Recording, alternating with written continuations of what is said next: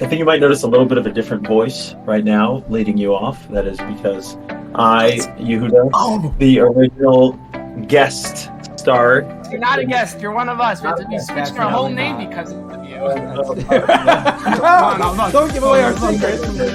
But you knew, like, the Ravens need one touchdown. Like, the Broncos might score one more field. So if you get one more touchdown, Yeah, you went 10-9 call it a day. you can win 10-9. I'm going to go with the Commanders as well, just because it's too much of a question mark over there under center for the.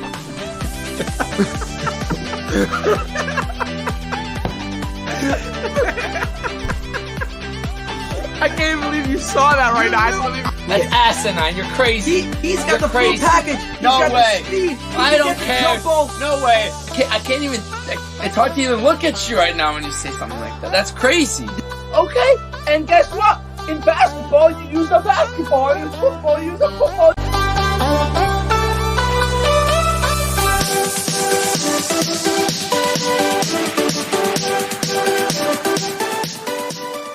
As much as good news as there is, there's 14 teams, almost half the NFL participates in the postseason nowadays. There's also a lot of bad news, obviously, coming out of Black Monday, as they call it, right? There's 6 firings if you factor in the in-season firings, that is. And the 6 firings, we have Frank Reich, we have Vrabel, we have remind me, we have Rivera. Arthur Smith, McDaniels. And we have we got all of them. And Staley. Staley McDaniels.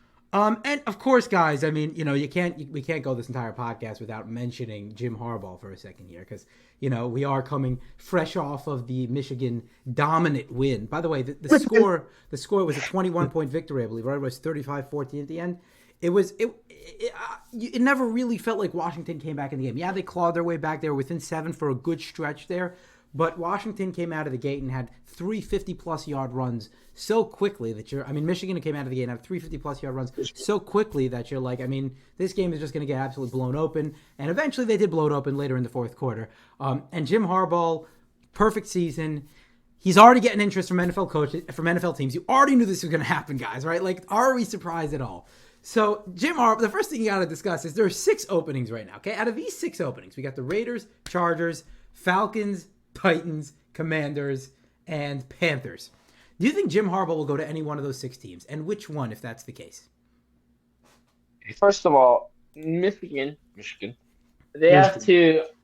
Wow, John. They have to allow Jim Harbaugh to interview, and apparently they're not going to allow it because it's not. That was part of like the contract when they made it or whatever. So it's not until next year. So all these openings this year are going to be filled, obviously. It's the ones that happen next year that are most likely going to be open for Jim Harbaugh. And the question is, will there be interest in him next year? Most likely, yes. But it's this year, he's not going to have any of those openings. Mm-hmm. So, but let's say a theoretical. I'm saying in a theoretical situation where he Theoretical? can pick one of those 6 teams. Again, you go one of the 6 teams: Panthers, Commanders. You got to Raiders, take the Chargers. Why? You got to take the Chargers because that's the best, most talented team, and you just got to whip them into shape. And they're all. You're probably going to lose Eckler, Keenan at some point. I don't know. I don't mean to injury, but I mean to I don't know if you'll get Eckler back this year. I don't know stories, but I'm saying you have the talent, young talent. You have Herbert, you have Quentin Johnson, you have a somewhat of a defense, and you just got to make them click. They just got to click. And if there's a guy that's going to be able to make them click, it's Jim Harbaugh. Exactly. And they have too much talent to be, I think 27th, 29th ranked defense all these years with Brandon Staley. They have missed the window of a young quarterback on a rookie deal because they already paid Herbert. But he is obviously a very talented player. And I think they definitely need to work in the skill position guys, like Eckler's getting old, Keenan is getting old, Mike Williams coming off a torn ACL, Quentin Johnston is definitely Bossed. He is not it, unfortunately, but you got the quarterback, and that's the biggest part. You have some pass rushers on defense. You got Bosa and Mack, even if they are getting older, but you need to improve your linebacker play in the run game and get a couple skill position guys, and like you said, they're very talented, and Harbaugh could whip them into shape. So that is also where I would go. I would say maybe like a sneaky place to go could be Vegas because if they skip over the interim coach again, like Mark Davis Pierce. did in the past, skipping over Bisaccia, maybe skip over Pierce again. But if he likes JJ McCarthy so much, he talks about how much he loves JJ McCarthy of Michigan, and Michigan. he could draft him at 13. I think they have 13, and then try to work with that team. I don't know if that would be the smartest decision because I don't know how much talent they necessarily have as a roster.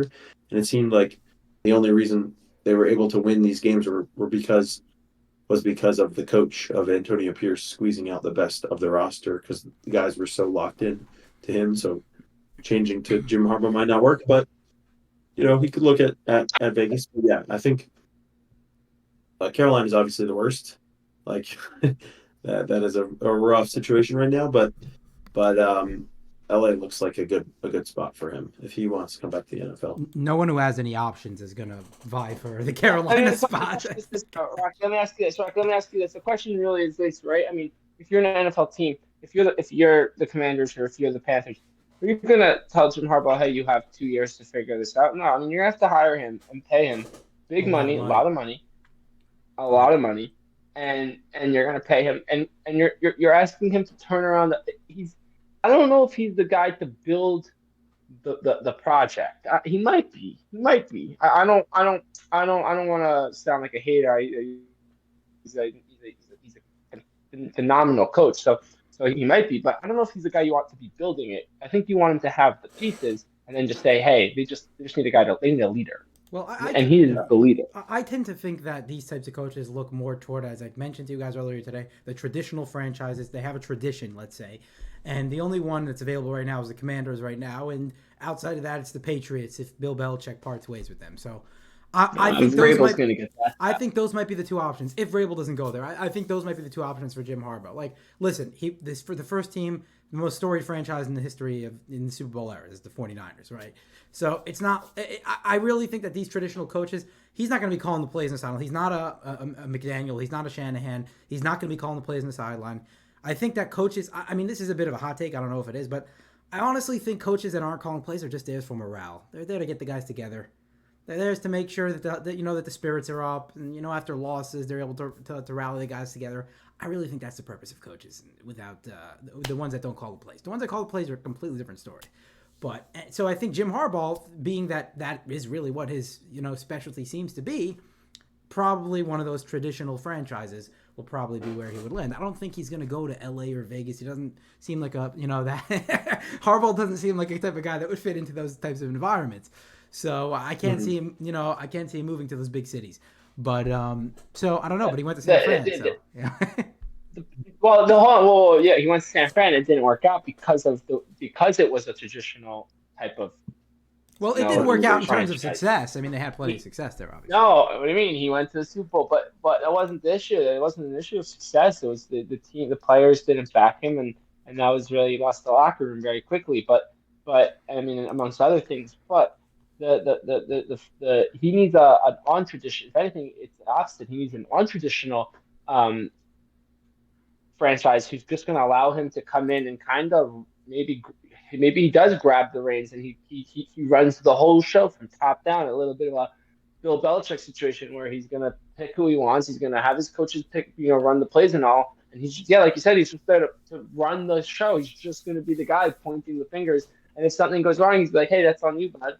And it's and he's that. Yeah, he might be, but a traditional franchise doesn't do that, right? Because they have the whole front office. He needs to go somewhere that doesn't have a front office, and that the whole thing's ugly, and he can just kind of do what he needs to do. Yeah, understood. Maybe Mike Tomlin gets fired this year. Maybe Mike Tomlin's going to get fired at the end of the year. After they just snuck into the playoffs like this, I don't think that's going to happen. I know. That's disgusting. And there's a report that to keep Harbaugh away from the NFL, Michigan just offered him 10 years, $125 million. But he can make more in the NFL. He can still make more in the NFL. The secret to that contract apparently is there's millions and millions of dollars of incentives that if he ever brings Michigan back, another one, he can make like just an absurd amount of money. So yeah, we'll see. Right. But Wise. listen, it's tough. It's tough for it's hard. Colleges are never going to really deny you that much. Like they have, but it's so hard for a college to just deny you to go up. Like the whole goal is to go win the Super Bowl if you're capable of it. Yeah, even as a college coach, I completely agree. I think that's the one thing he hasn't done yet, as of now, right? So I definitely think that's his ultimate goal. Right. And listen, there's a lot of dominoes to fall. There's only 6 coaches fired as of now, but I'm sure there'll be more. We still don't know what's going to happen with Belichick. So and who are these teams going to hire? It's going to be fascinating to see. It always is. So we'll definitely have to get more to that in the offseason.